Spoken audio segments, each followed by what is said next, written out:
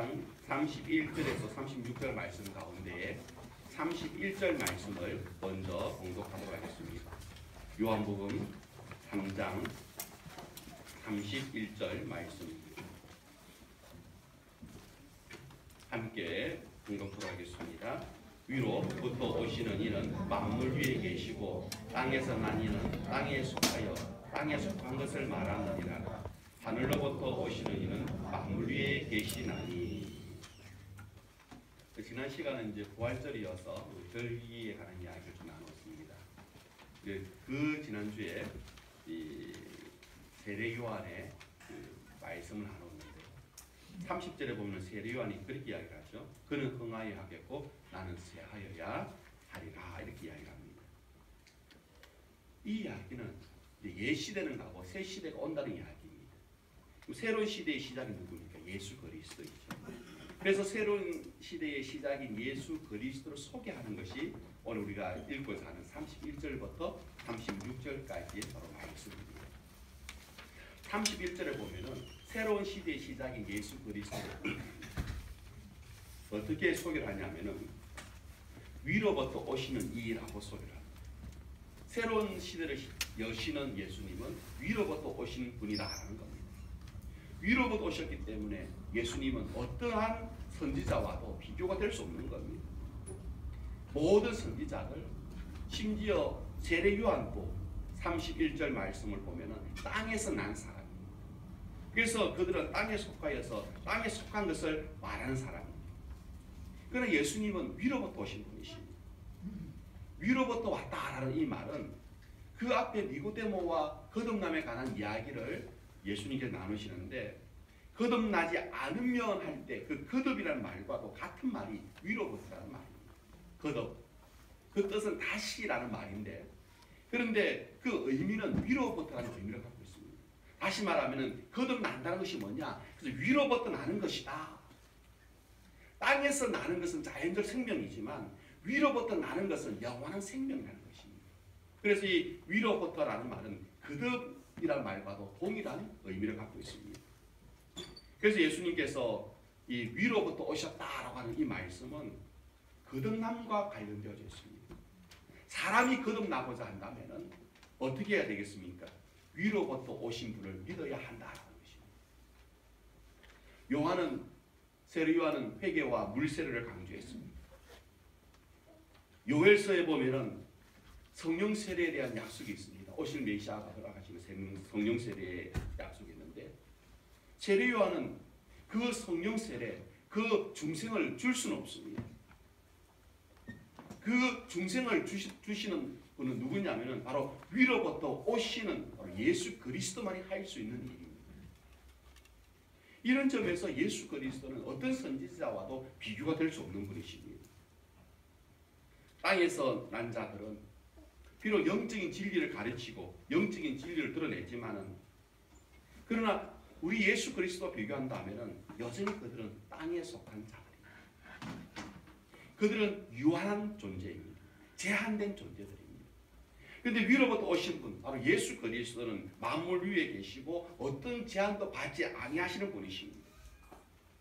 만약 예수 그리스도가 제한을 받으신다고 한다면 그 제한은 오늘 우리를 구원하시기 위하여서 스스로 그 전능하심을 인간의 육체를 입으심으로 제한한 것 말고는 없습니다. 인간의 육체를 입으신 것, 그것으로 제한한 것 외에는 전혀 없는, 제한이 없는 분이 우리 예수 그리스도이십니다. 그래서 31절에 예수 그리스도는 위로부터 오셨다. 그래서 위로부터 오신 분을 믿어야 한다.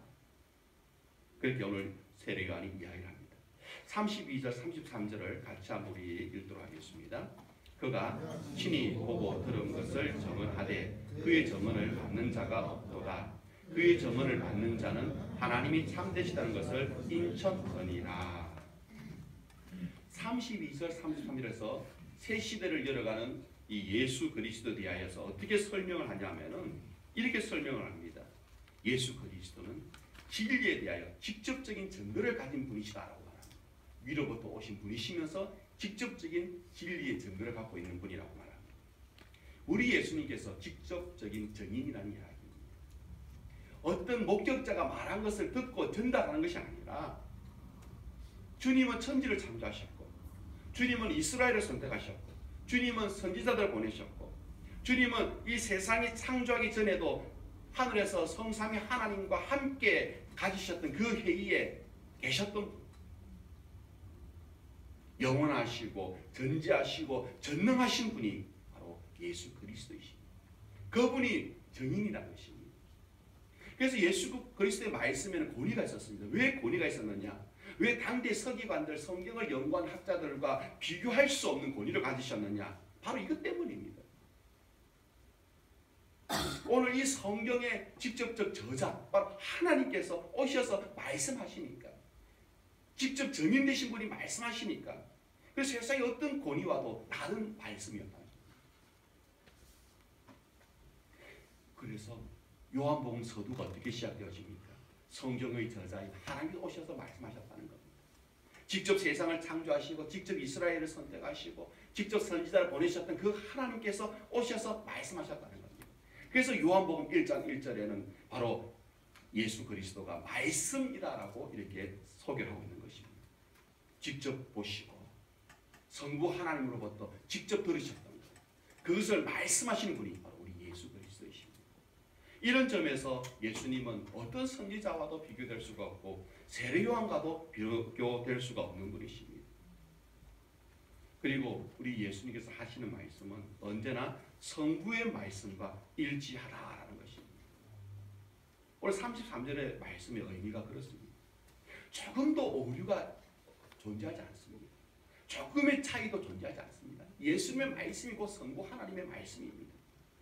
그러면 예수님의 그 증거를 받아들인 사람은 당연히 성부 하나님이 참되다는 사실을 받아들이게 되고 확정하게 되는 겁니다. 이게 인쳤다라고 하는 33절의 의미입니다. 하늘에서 오신 분, 세상이 창조되기 전에 그 하늘에서 모든 것을 다 보았던 분, 그리고 직접 창조하셨던 그분이 말씀으로 오셔서 그분이 하시는 이야기는 그것이 바로 성부 하나님과 일치된 말씀이라는 것이죠. 그리고 주님의 그 증거를 받아들인 사람은 당연히 성부 하나님의 그 참됨을 받아들인다는 것입니다. 그래서 주님께서 이렇게 말씀하셨습니다. 우리 요한복음 12장 44절 한번 보실까요? 12장 44절에서 45절 같이 한번 읽겠습니다. 예수께서 외쳐 이르시되 나를 믿는 자는 나를 믿는 것이 아니요 나를 보내신 이를 믿는 것이며 나를 보낸 자는 나를 보내신 이를 보는 것이니라. 49절 50절도 한번 같이 읽겠습니다. 내가 내 자의로 말한 것이 아니요 나를 보내신 아버지께서 내가 말할 것을과 이룰 것을 미리 친히 명령하여 주셨으니 그의 명령이 영생인 줄 아노라. 그러므로 내게 말씀하신 그대로니라 하시니라. 하나만 더 찾아보시겠습니다. 17장 3절입니다. 같이 한번 읽겠습니다. 영생은 그 유일하신 참 하나님과 그가 보내신 자 예수 그리스도를 아는 것이니라. 아멘. 예수님의 말씀이 성부 하나님의 말씀과 일치된다라는 것입니다. 어떤 오류도 없고 어떤 차이도 없습니다. 예수님의 말씀이 곧 성부 하나님의 말씀이십니다. 그러니 예수님께서 증거하시는 것을 통하여서 성부 하나님의 그 모든 것을 우리는 받아들일 수 있는 것입니다. 그런데 나는 하나님을 믿겠는데 나는 예수님을 믿지 못하겠다, 그렇게 말하는 그 이단들도 있지 않습니까? 하나님을 믿는데 예수 그리스도를 못 믿겠다. 그건 아닙니다. 예수 그리스도 하나님 이 둘 중에 내가 하나만 선택해서 믿을 수 있느냐? 없습니다. 선택사항이 아닙니다. 그것은 하나님을 믿는 것이 아닙니다. 예수 그리스도를 믿는 것이 하나님을 믿는 것이고 예수 그리스도를 아는 것이 하나님을 아는 것이고 그래서 하나님을 아는 것과 예수 그리스도를 아는 것이 영생이다라고 말하기 때문에 그래서 예수 그리스도와 하나님을 우리가 분리해서 선택할 수가 없는 것입니다. 그런 구원의 길은 없습니다. 우리 34절 같이 봉독하겠습니다. 하나님이 보내신 이는 하나님의 말씀을 하나니 이는 하나님이 성령을 한량없이 주심이니라. 새로운 시대를 여시는 예수 그리스도에 대한 34절에서는 이렇게 묘사를 합니다. 예수 그리스도는 성부 하나님으로부터 성령을 무한하게 받으신 분이라는 것입니다. 한량없이 받으셨다고 말합니다. 구약의 선지자들도 다 성령을 받았습니다. 성령의 역사가 없었다면 그들이 하나님의 일을 할 수가 없었습니다. 선지자가 될 수 없었습니다. 선지자 일을 할 수 없었습니다. 다 성령을 받았습니다. 하나님의 일을 하는 사람이 성령 받지 않고 일을 할 수 있느냐? 없습니다. 왜냐하면 하나님의 일은 인간의 능력으로 이루어지지 않습니다. 하나님의 일은 인간의 실력으로 이루어지지 않습니다. 하나님의 일은 언제나 성령을 주심과 그 은혜로 이루어지는 것이 하나님의 역사이기 때문에 그렇습니다. 그래서 하나님께서 영광 받으시는 것은 모두가 성령을 통해서 행하는 일만 우리 하나님 앞에 영광을 돌 수 있는 것입니다. 그래서 모든 선지자나 하나님의 일을 하는 사람들은 자기의 사명을 감당할 수 있는 만큼 성령을 받았습니다. 그런데 오늘 주님은 성령을 한량없이 받으셨다라고 34절에 말씀하고 있습니다. 아무 제한 없이 완전하게 다 받으셨다는 이야기입니다. 그러면 한량없이 받으셨다, 제한 없이 완전하게 받으셨다는 이 말은 성령과 완벽하게 동행하셨다는 말입니다. 성령의 능력을 완벽하게 입으셨다는 이야기입니다. 왜 그것이 가능하냐? 예수 그리스도는 죄가 없으시기 때문입니다. 데살로니가서 5장 19절에 보면은 성령을 소멸하지 말라라고 경고를 하는데 죄는 성령을 소멸하고 성령을 근심하게 한다고 말합니다. 근데 예수 그리스도께서는 죄가 없는 분이시죠. 그러니 성령을 한량없이 받으신 분이라는 것입니다. 첫사람 아담 이래에 성령을 한량없이 받은 사람이 있느냐? 아무도 없습니다. 오직 예수 그리스도 뿐이십니다. 그런 점에서 예수 그리스도는 어떤 인간과도 비교가 될 수 없는 바로 주님이십니다. 성령 하나님의 능력은 완전한 전능한 능력입니다. 우리 주님께서 비록 인간의 육신을 입고 이 땅에 오셨습니다. 인간의 육신을 입으셨지만은 전능한 능력을 다 행할 수 있는 분이십니다. 왜? 성령을 한량없이 받으셨기 때문에. 전능한 능력을 행할 수 있는 분이시지만은 예수님께서 모든 일에 그 전능한 능력을 다 행하셨느냐? 아닙니다. 예수님은 인내하셨습니다. 행할 수 있으셨지만 인내하셨습니다. 행할 수 있으셨지만 예수님은 모든 것을 견디셨습니다. 그리고 그 전능하신 그 능력을 어디에만 사용하셨느냐? 오직 십자가의 죽음을 견뎌내는 일에만 그 능력을 사용하셨다. 여기서 우리가 성령에 대해서 다시 한번 생각해 볼 필요가 있을 겁니다. 오늘날 우리가 생각하는 성령의 능력과는 전혀 다른 개념이라는 것입니다. 우리 주님께서는 전능하신 성령의 능력을 입으셨으나 그 능력을 죄인을 구원하고 죄인을 사랑하시고 죄인을 섬기시는 데에만 그 능력을 사용하셨습니다. 오늘 우리도 성령의 능력을 싫어할 사람은 아무도 없습니다. 오늘 우리에게 성령의 능력이 주어진다면 우리는 어디에 그 능력을 사용하시겠습니까?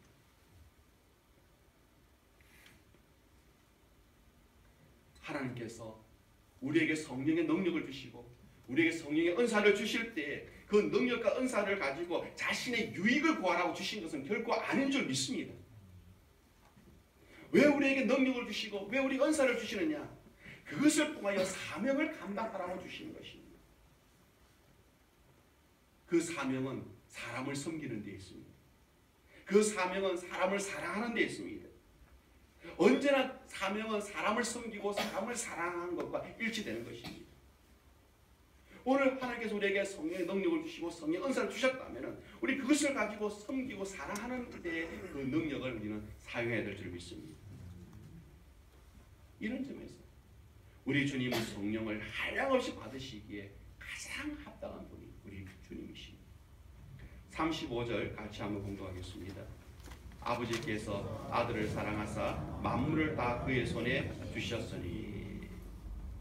새로운 시대를 열어가는 예수 그리스도를 어떻게 35절에서는 묘사하고 있냐면은 그리스도는 모든 만물의 권세를 아버지로부터 받으신 분이다. 이렇게 소개합니다. 왜 아버지께서 성부 하나님께서 그의 아들 예수 그리스도에게 만물의 모든 권세를 다 주셨느냐?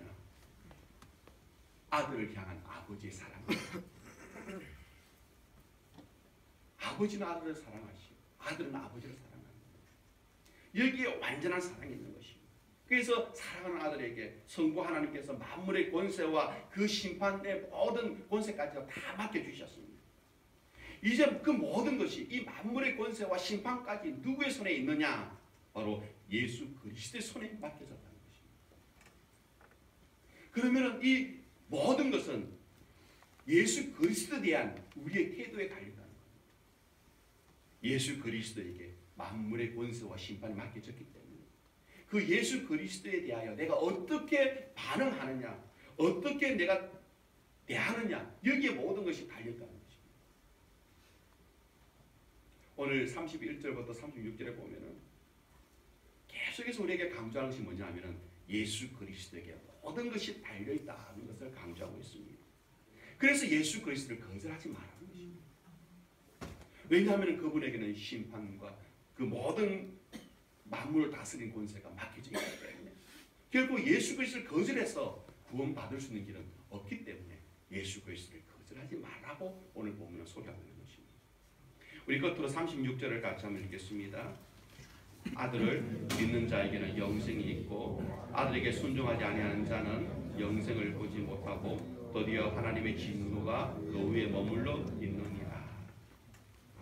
3장 전체의 결론이 바로 이 36절입니다. 주님께서 니고데모와 거듭남에 대하여 말씀하셨던 바로 그 결론, 세례 요한의 그 예수님을 향한 증거의 그 결론이 바로 이 36절에 있습니다. 아들을 믿는 자에게 영생이 있고 아들에게 순종하지 아니하는 자는 영생을 보지 못하고 하나님의 진노가 그 위에 있다. 이게 결론입니다. 그러니 위로부터 오신 분, 하나님께서 보내신 분, 바로 예수 그리스도를 믿고 그분께 순종하라는 것입니다. 하나님께서 보내신 그 예수 그리스도에 대한 오늘 가장 우리의 합당한 반응은 뭐냐? 그분을 믿고 그분을 신뢰하고 그분께 순종하는 것입니다.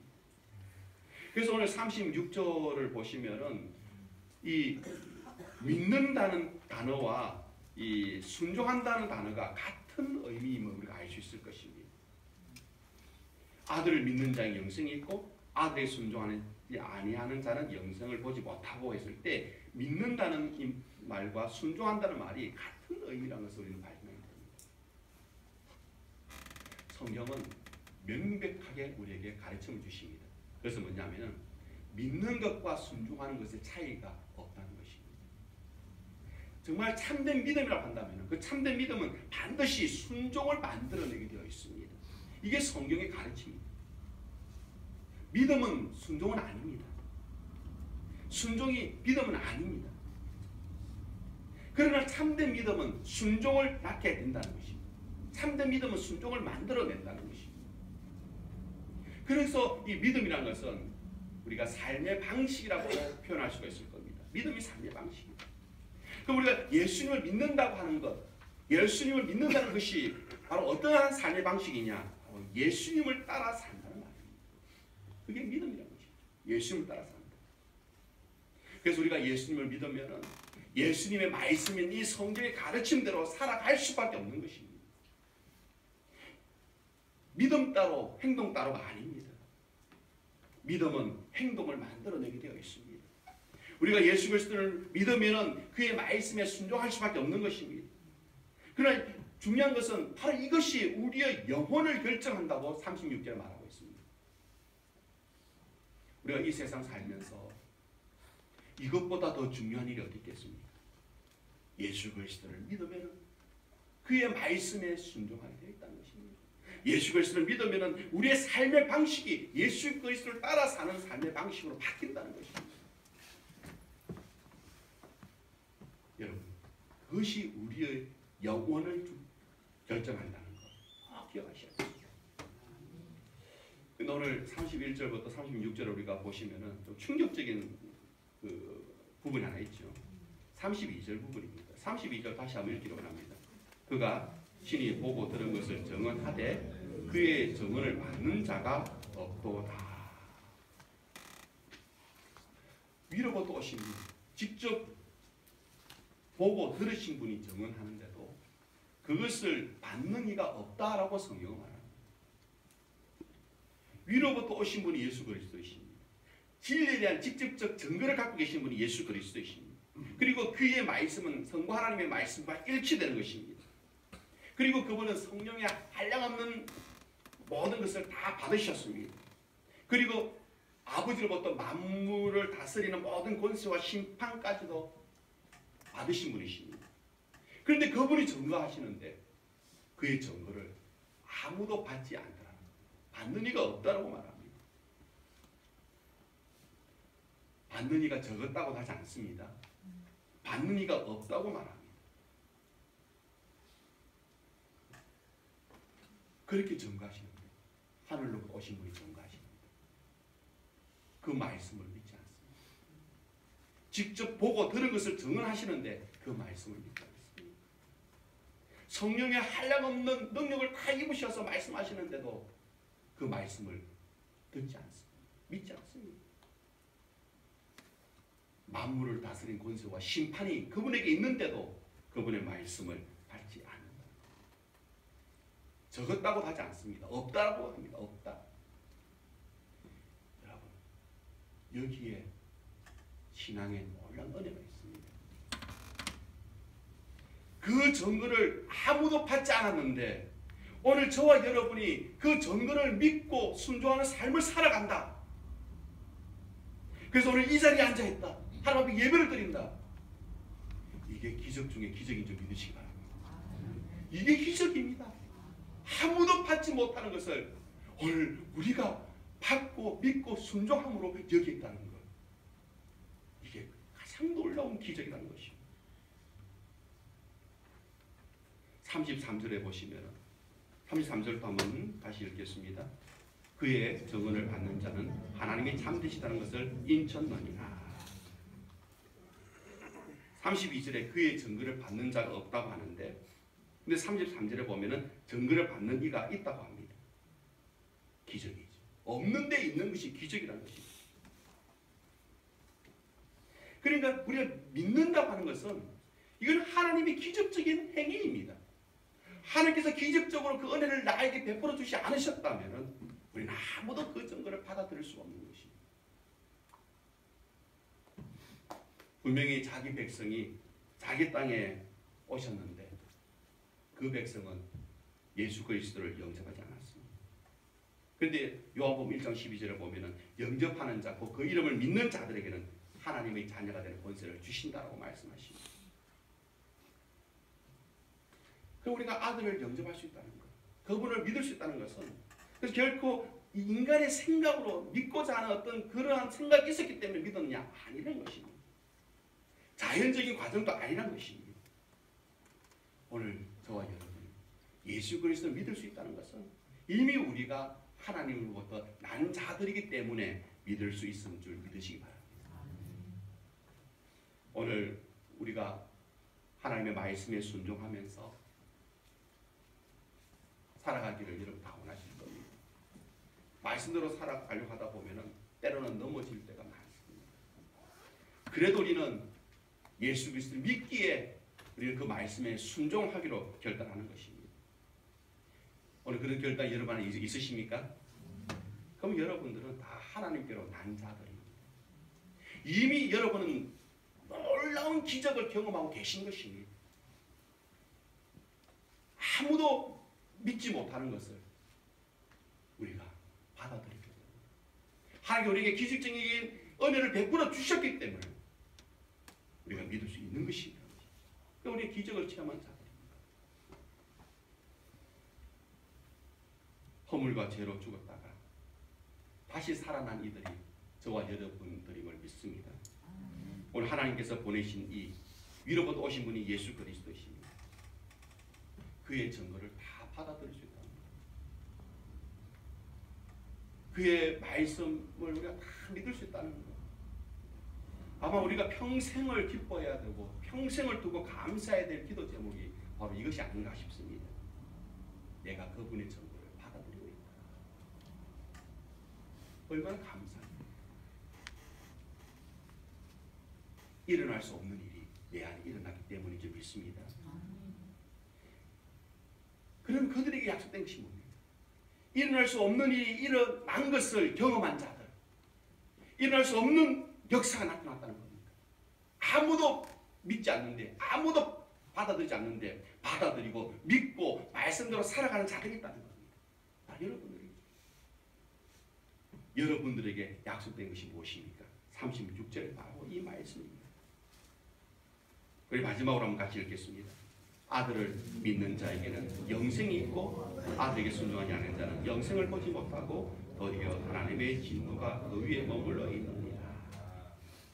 오늘 여러분에게 약속된 것이 무엇입니까? 영생이라는 것입니다. 그러니 오늘 영생도 하나님께서 우리에게 허락하여 주신 기적 중에 기적인 것이죠. 그렇기 때문에 저와 여러분이 오늘 이 자리에 인도함을 받았다는 것 자체가 우리는 하나님의 은혜를 받은 것이고, 오늘 우리에게는 영생이 있고 하나님의 진노가 우리에게서 물러간다는 사실을 여러분들 꼭 확신하시기를 축원드립니다. 그리고 이런 은혜를 베푸신 하나님께 감사하시고 하나님 앞에 찬송하시고 영광 돌릴 수 있는 저 여러분 다 되시기를 축원드립니다. 우리 함께 찬양하기를 원합니다. 주님 다시 오실 때